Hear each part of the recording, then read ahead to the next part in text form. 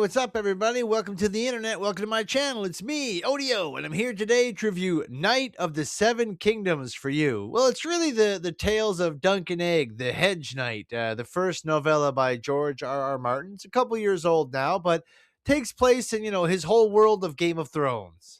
Now, as this takes place in the Game of Thrones world, you may be thinking like House of Dragon or Game of Thrones with intrigue and politics and things like that. But no, if you've read this novella, it's pretty small. I was pretty surprised to see they were going to be adapting it at all. There's not a whole lot to it, but my gosh, now that we're at the end of it, I gotta say, I am so glad they adapted it.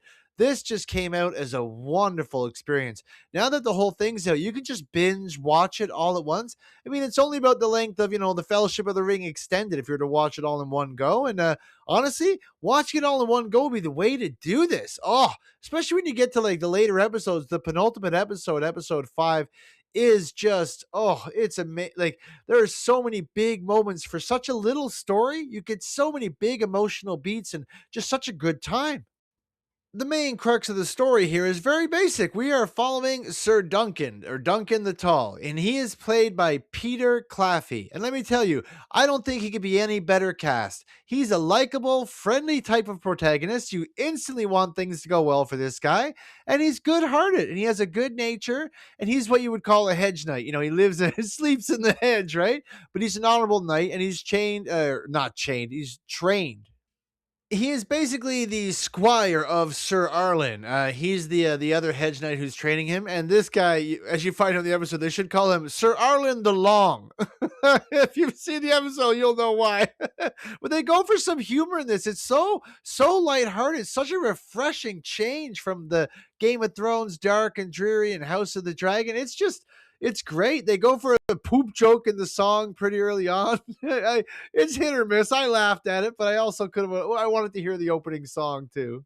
It's a good time though. We're following Duncan the Tall as he makes his way, through the Seven Kingdoms. He's going to a small town where they're going to be having a joust. He wants one of the lords to vouch for him so he can be a knight, enter the tournament, try to win some favor and join up, just get a job basically now that his master has passed on. And he's got 3 horses. He's always talking to the horses. It's really funny. I really, really enjoyed his character. He does a fantastic job. Every episode was like 30 or 35 minutes long. It went by like snap, snap, episode over. Like I felt like, I was just having such a good time. It was so nice to get drawn into a world and not have everything be so dour and dark, right? It's a very small adventure. Like you're not going to get dragons or magic, but you are going to get a tournament, a big joust when they get to town. But one of my favorite parts is, I don't know if you've seen Mandalorian and Grogu or things like that. Peter Claffey, Sir Duncan the Tall, comes across Egg. He's a young child we meet with a bald head in a tavern. Egg is played by an actor named Dexter Saul Ansel or something. I've never heard of him before, but I absolutely love him. I instantly, as soon as he's seen his character, he's mischievous and fun, but he seems a little bit knowledgeable, and he instantly recognized that Duncan is a very good-hearted but kind of naive guy who's now on his own for the first time, and he tells him, "You need a squire. You're gonna need me. I'm the guy," right? He doesn't really give a full explanation on who he is, but it's really good. They start traveling together. It just becomes super interesting. But honestly, because it's such a small story, you really get to meet some characters that I really like. I really took to a lot of characters in this show. And I got to say, Raymond Fossaway, the Apple Chad guy, he was my favorite friend he made. He was training with his cousin who was a knight there, and there ends up being a big duel later.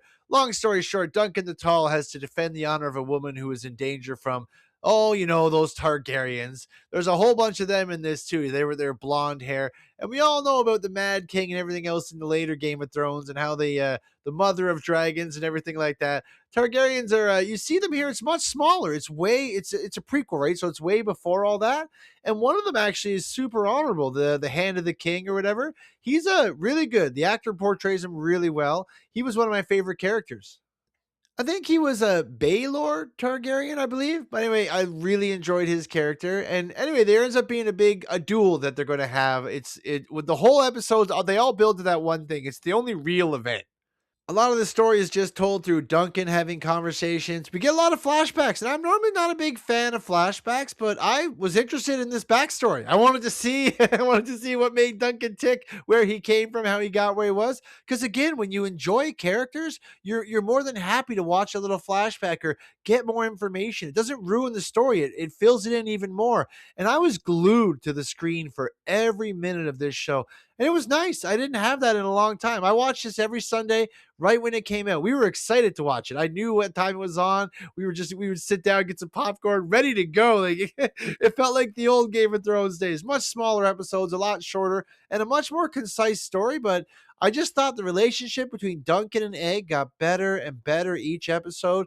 Duncan, I wanted to root for him more and more through his conversations, just his interactions with the other knights and everything like that. You see who's good and who's not good, and you get a lot of fun. There's some drinking in the tavern, some singing, some sleeping in the hedge.